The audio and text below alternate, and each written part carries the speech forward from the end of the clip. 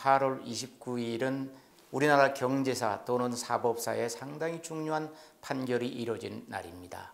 오늘 박근혜 전 대통령에 대한 대법원의 선고가 있었고, 그리고 이재용 삼성전자 부회장에 대한 뇌물 대법원이 판결이 있었습니다.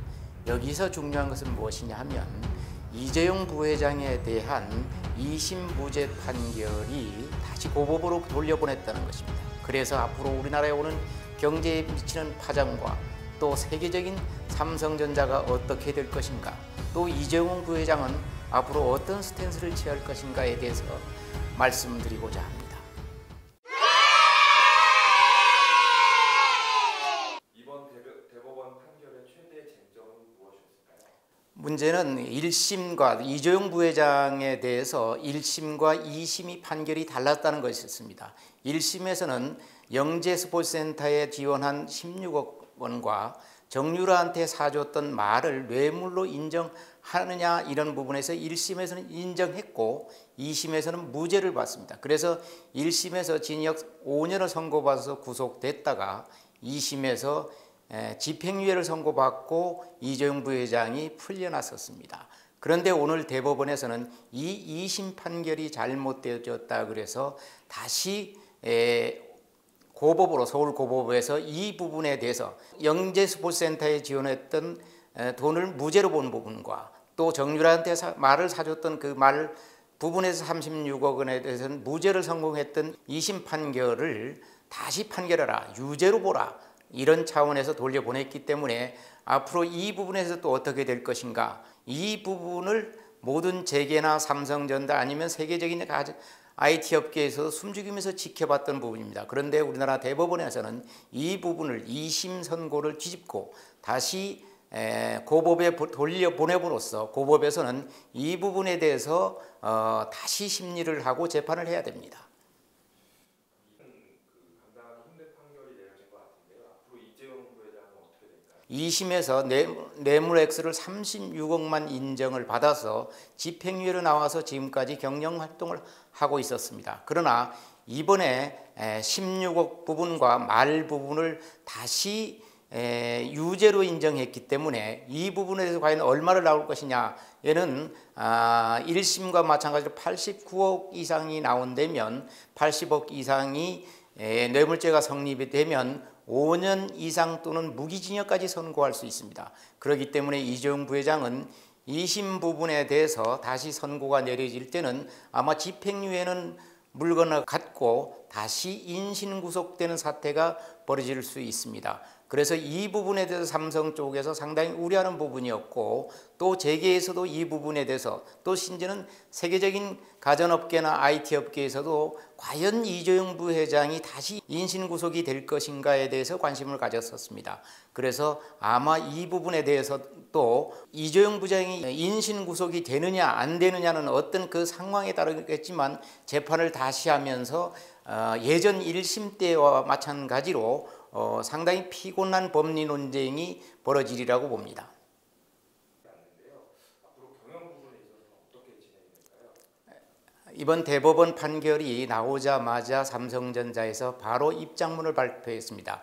이번 사태에서 처음으로 입장문을 발표했는데 그 내용이 그동안 국민 여러분께 심려를 끼쳐 대단히 송구스럽다고 얘기하면서 지금과 같은 불확실성 세계에서 우리 삼성전자가 더 국가에 기여할 수 있는 길을 찾고 지금까지 부분에 대해서 반성한다라고 얘기했습니다. 그렇기 때문에 삼성전자가 차지하는 우리나라의 국내 위상은 아무리 강조해도 지나치 않습니다. 작년에 우리나라 매출, 삼성전자 매출이 얼마였냐면 243조였습니다. 그리고 거기에 그 순이익, 영업이익만 59조 원입니다. 거기에 삼성전자 하나에 24개 영업장과 그리고 세계 14개 영업장이 있습니다. 그만큼 글로벌 회사입니다. 이재용 부회장이 다시 구속될 수 있는 처지에 놓여옴으로써 앞으로 우리나라 경제에 미칠 수 있는 파장이 어떻게 될 것인가, 이 부분은 지금 쉽게 가늠이 안 됩니다. 특히 우리나라는 오너 경영이 차지하는 비중이 너무 크기 때문이다. 외국처럼 전문 경영인 체제가 잘 돼 있을 상태는 그 정도는 넘어갈 수가 있습니다. 그러나 삼성전자도 물론 전문 경영인 체제가 각 부문별 대표가 있고 다 있지만 한국 정서상 오너 경영인에 대한 오너 리스크는 상상을 초월할 정도로 많습니다. 모든 제재대사 삼성 내의 상당히 큰 핵심 요원들은 만약에 인신구속이 되면 어떻게 하면 빨리 인신구속이 벗어날 수 있을 것인가, 이런 모든 역량이 집중됩니다. 요즘 전자 사이클이 IT 사이클이 얼마나 짧습니까? 그렇기 때문에 R&D 투자라든가 M&A 이렇게 해서 오너가 결정을 해야 될 때는 있는데, 만약 오너가 교도소에 있으면 가기 가서 결제받고 또 얘기하고 또 거기 있음으로써 그 오너는 세계 정보에 어두워지고 또 본인이 결정할 수 없고, 그렇게 해서 오는 리스크는 상상을 초월할 정도로 큽니다. 어떤 혹자는 이재용 부회장이 구속됐을 때 삼성전자가 영업이익도 많고 잘 되지 않았냐 이렇게 하지만, 그거는 그 해 아니고 경기는 사이클이기 때문에 5년 10년을 내다보면서 투자를 하고 그에 대한 연구 개발을 하고 그런 부분을 간과를 한 것 같습니다. 저는 지난 2년 전에 이재용 부회장이 구속됐을 때 법정 방청을 했습니다. 그때 요즘 많이 나오는 사람들이 나와서 증언을 하는 걸 봤습니다. 사실상 검찰에서 특검에서 얘기하는 거에서 맞춰가는 정황 증거가 있는 거 그렇더라, 그럴 것이다 라는 그 증인이 얘기를 듣고 검사가 추궁하고 또 이 부분에서 변호인이 그거는 당신이 생각이 아니냐 했을 때 그렇다, 내 생각이다. 그럼 물증은 없지 않느냐, 물증 없지만 그렇지 않느냐, 이러한 것들이 다 증거로 채택되는 걸 봤습니다. 그래서 어쩌면 경제적인 재판이 아닌 물증에 의한 재판이 아닌 정치적인 재판이다라고 생각했는데, 이번에 대법원은 역시도 그 범주를 벗어나지 못하는 것 같아서 안타까울 뿐입니다. 치르고 있는 상황에서 이번 판결이 우리 경제에 미칠 영향은 어떻게 될까요? 경제는 한마디로 심리입니다.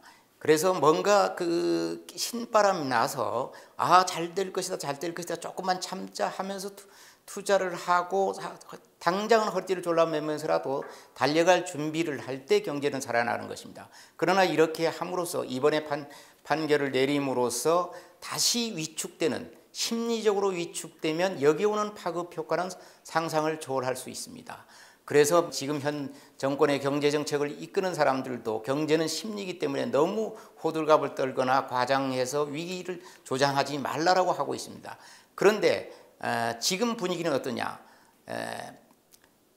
정치 논리가 결국은 경제를 뒤엎어버리는, 다시 사법부가 경제의 심리적인 상황을 고려치 않는 이러한 판결로 인해서 오는 경제 리스크는 상상을 초월할 정도로 많다고 보입니다. 특히 지금 현재는 미중 무역 갈등뿐만 아니라 우리 한일 경제 갈등이 있습니다. 거기에서 삼성전자에서 사용되는 핵심 부품은 일본에서 수입해 오고 있습니다. 얼마 전에 삼성에서 오는 걸 6개월분은 확보를 했다고 하지만, 그러나 앞으로도 상당히 많은 부분을 일본에서 수입해야 됩니다. 오너가 재판을 받기 위해서 법정이나 불려다니면서 판단을 제대로 못 내렸을 때 오는 리스크는 삼성전자 하나만이 아니고 국가 전체에 엄청난 파급 효과를 가져올 수 있기 때문에 이번 판결에 대해서 저는 경제정책을 쭉 지켜보고